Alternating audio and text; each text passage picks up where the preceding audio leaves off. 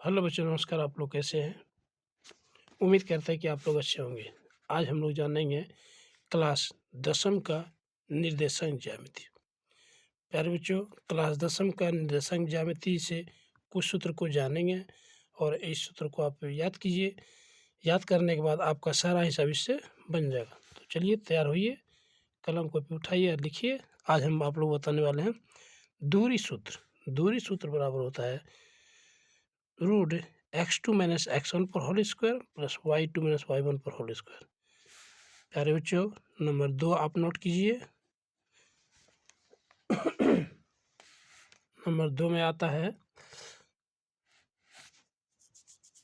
दूरी सूत्र। एक और आता है जैसे कि दूरी सूत्र, आप इसको यहाँ पर और लिख सकते हैं या लिख सकते हैं, लेकिन दोनों में से किसी एक को याद करना है। दोनों को याद करना जरूरी नहीं है। दूसरा होता है दूरी सूत्र root under x1 minus x2 पर whole square plus y1 minus y2 पर होल स्क्वायर। आप दोनों में से किसी एक को याद कीजिए, चाहे ऊपर वाला याद कीजिए चाहे नीचे वाला याद कीजिए, लेकिन सबसे बेस्ट ऊपर वाला रहता है। प्राय अधिकतर बच्चे ऊपर वाला ही याद करते हैं, नीचे वाला को बहुत कम याद करते हैं। इसलिए आपको दोनों बता दिए, दोनों में से किसी एक को याद कर लीजिए। आप जैसे कि दूरी सूत्र में दो बिंदु होता है, आप लोग कॉपी में नोट करते भी चलिए।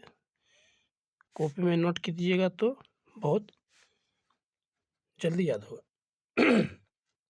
चलिए यहाँ पर हम ले लेते हैं ए और यहाँ ले लेते हैं बी, बिंदु ए और बिंदु बी। अब बिंदु ए बिंदु बी लेने के बाद यहाँ पर हम लिखते हैं x1 और यहाँ पर लिख देते हैं y1 और यहाँ लिख देते हैं x2, y2। यहाँ पर ही कोई संख्या को रख लेते हैं, जैसे कि आप x1 की जगह पर कोई भी संख्या रख लीजिए। जैसे कि हमने रख लेते हैं 3, 4, ओके, और 6, 3 कुछ संख्या को रख सकते हैं। उदाहरण में दे रहे हैं।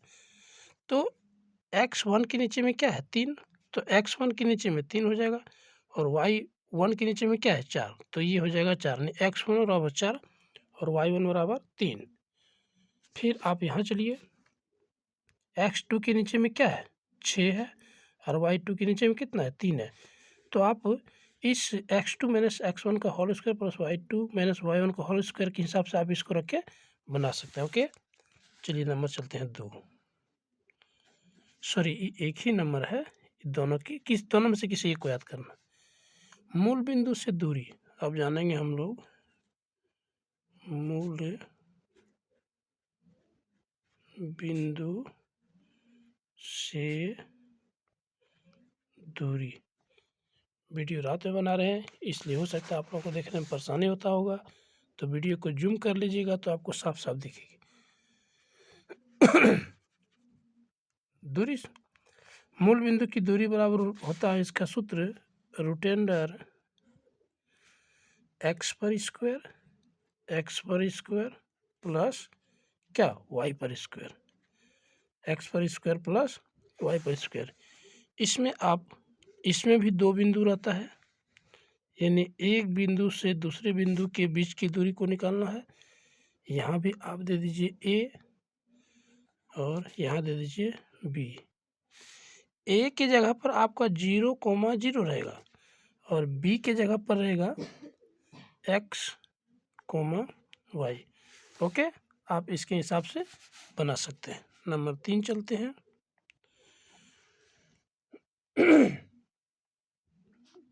नंबर 3 है मध्य बिंदु का निर्देशांक। मध्य बिंदु का निर्देशांक बहुत अच्छा क्वेश्चन है, आप लोग ध्यान रखिएगा तो ये बहुत जल्द समझ में आ जाएगा। मध्य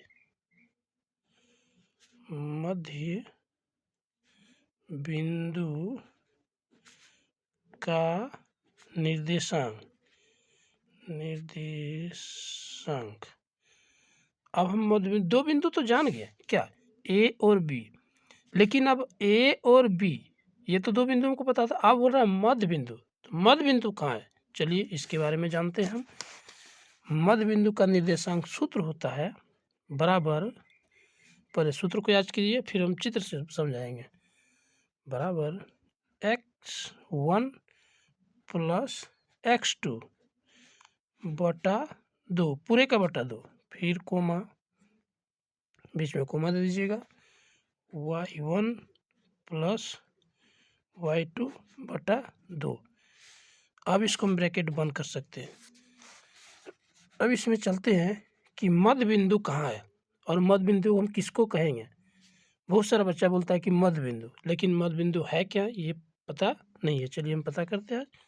दो बिंदु लेते हैं जैसे पहले लेते थे, ए और बी। ओके, ए और बी लिए, हम यहाँ नाम दे सकते हैं ए और बी। अब प्यारे बच्चों याद रखिएगा, दोनों बिंदु के बीच में, दोनों बिंदु यानी ए और बी के बीच में जो बिंदु आता है उसको बोलते हैं मध्य बिंदु। याद रखना, ए और बी के बीच में, आप कहीं इधर नहीं है, आप ए के नज़दीक रख लीजिएगा, बी के नज़दीक रख लीजिएगा, तो वो मध्य बिंदु नहीं हुआ। यानी ए और बी के बीच में जो बिंदु आता है उसी को बोलते हैं मध्य बिंदु। आप यहाँ मध्य बिंदु लिख सकते हैं या भी नहीं लिख सकते, तो याद रखिएगा कि मध्य बिंदु बीच वाला होता है। चलिए अब हम लोग एक और ले लेते हैं इसी प्रकार से।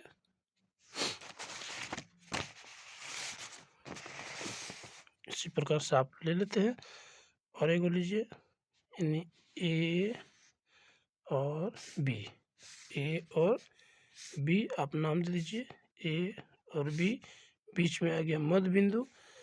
तो हम यहाँ लिख सकते हैं क्या, x coma x1 coma y1, और यहाँ लिख सकते हैं क्या, x2 coma y2, x2 coma y2। अब बीच वाला बिंदु को हम कुछ ले सकते हैं, पी ले, ए से लेकर जेड तक कोई भी संख्या को ले सकते हैं, लेकिन अक्सर देखते हैं पी ही लेता है, क्योंकि पी थोड़ा बोलने में आसान होता है और लिखने में। चलो अब x1 के नीचे हम रख देते हैं 2 और y1 के नीचे हम रख देते हैं 3। फिर यह x2 के नीचे में कोई भी संख्या को रख सकता है। हम जानने के लिए सिर्फ आप लोग की संख्या ले रहे हैं, आप 2 4 5 6 7 10 कुछ भी ले सकते हैं, कोई दिक्कत नहीं। 4 और 2 अब साफ साफ दिख रहा है। x1 के नीचे में क्या है 2 और y1 के नीचे में क्या है 3, x2 के नीचे में क्या है 4 और y2 के नीचे में क्या है 2। आप इसके हिसाब से लेकर आप इस पर बैठा सकते हैं। जैसे कि x1 तो x1 का मान कितना हो जाएगा 2, यहाँ x2 का मान कितना हो जाएगा 3, फिर y1 का मान कितना हो जाएगा, y1 का मान कितना हो जाएगा, यहाँ दिया है 3, फिर y2 का मान 4, यानी x1 का 2, x2 का 4, y1 का 3 और y2 का 2। आप इस तरह बिठा के आप सॉल्व कीजिएगा।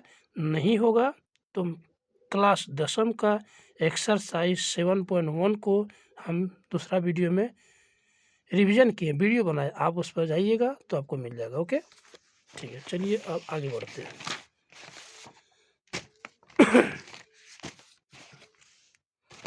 चलिए नंबर चलते हैं 4, नंबर 4 में चलते हैं विभाजन सूत्र। इसी में आता है, आप लोगों को मिलेगा विभाजन सूत्र। क्या मिलेगा, विभाजन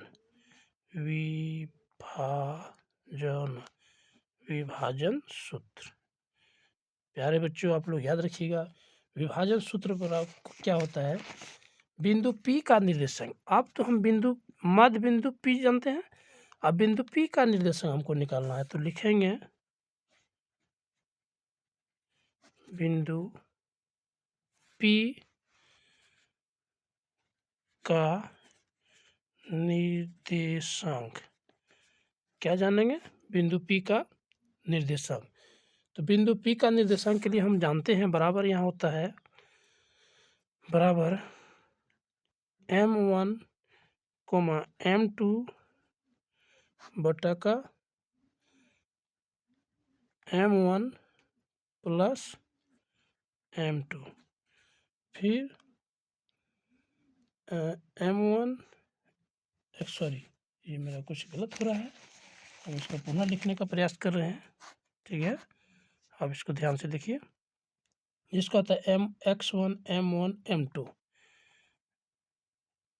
m1 x2 plus m2 into x1 बटा का m1 plus m2।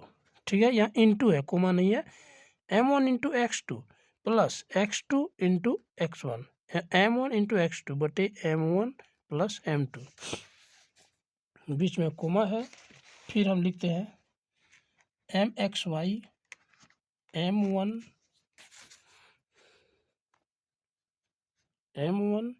Into m1 into y2 plus m2 into y1 बटा में आ जाएगा m1 प्लस m2। साफ साफ दिखिएगा, क्योंकि देखने में आप लोगों को कुछ परेशानी होता होगा, तो वीडियो को जूम कीजिएगा तो आपको क्लियर दिख जाएगा। अब इसमें आगे लेते हैं, जैसे कि इसको हम जानेंगे कैसे।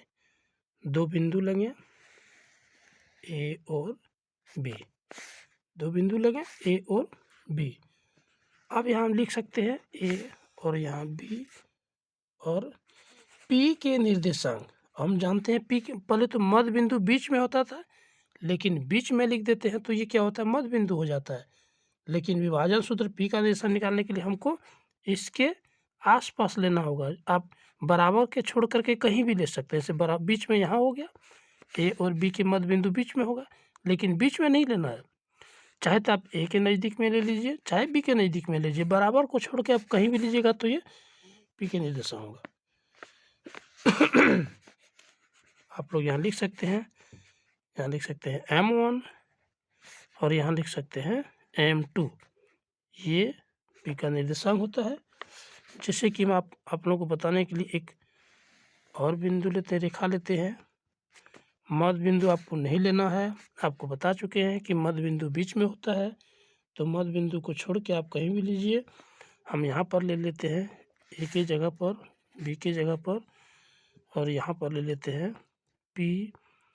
आप यहाँ पर कोई संख्या को रख सकते हैं, जैसे कि x1 y1 x2 y2 यहाँ रख लेते हैं x1 और क्या y1, आप यहाँ रख लीजिए x2 और y2। आप x1 के जगह पर कुछ भी संख्या को रख सकते हैं। हम ले लेते हैं -3 और यहाँ ले लेते हैं 7। ठीक है, आप x2 की जगह पर कोई संख्या ले लीजिए, जैसे कि ले लेते हैं 5 और -2, कोई भी संख्या को आप ले सकते हैं, जरूरी नहीं है कि इसी संख्या को लेना है। अब x1 के नीचे में क्या है 3, y1 के नीचे में क्या है 7, x2 के नीचे में क्या है 5 और y2 के नीचे में क्या है 2। तो आप इसके अनुसार से आप सूत्र में लगा करके, जो पीछे सूत्र बताए हैं उसमें आप लगा के सॉल्व कर सकते हैं। ओके, चलिए यहाँ पर कुछ अनुपात में आपको दिया हुआ क्वेश्चन रहेगा पहले से, आप क्वेश्चन को जब बनाइएगा तो आपको क्वेश्चन सब मिल जाएगा। ठीक है, चलिए चलते हैं 5 नंबर। त्रिभुज का क्षेत्रफल,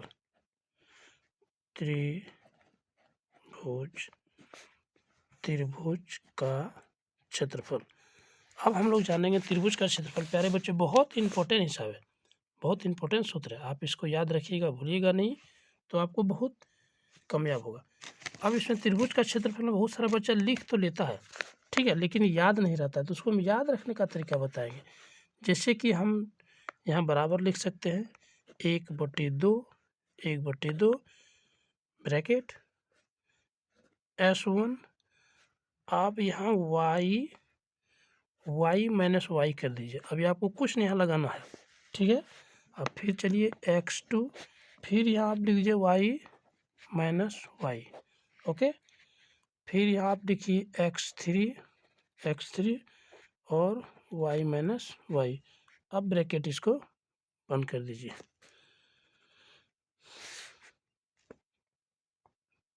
ठीक है, ब्रैकेट बंद कर दीजिए। अब तो हम लिख लिए कि वो 1/2 x1 y minus y bracket 1 plus x2 y minus y bracket 1 फिर x3 y minus y bracket 1। लेकिन अब यहाँ पर लगाएंगे क्या? तो आप लोग एक चीज़ को याद रखिएगा, आप इसको माइंड में लोड कर लीजिए। क्या 23, 31, 12, क्या 23, 31 और 12, क्या आप याद रखिएगा 23, 31, 12।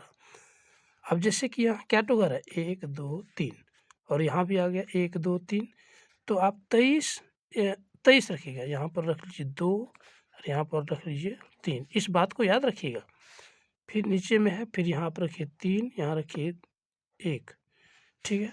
अब यहाँ आप 1 रख लीजिए, आप यहाँ 2 रख लीजिए। अब क्या हो गया 1/2 S1 y2 minus y3 plus x2 बराबर y3 माइनस y1 x3 बराबर y1 माइनस y2। आप इसके हिसाब से बनाइएगा तो आपका सारा हिसाब बन जाएगा। और आपको कहीं दिक्कत होगा तो आप फिर कमेंट कीजिएगा, हम आपके लिए बताने के तैयार हैं। धन्यवाद बच्चों।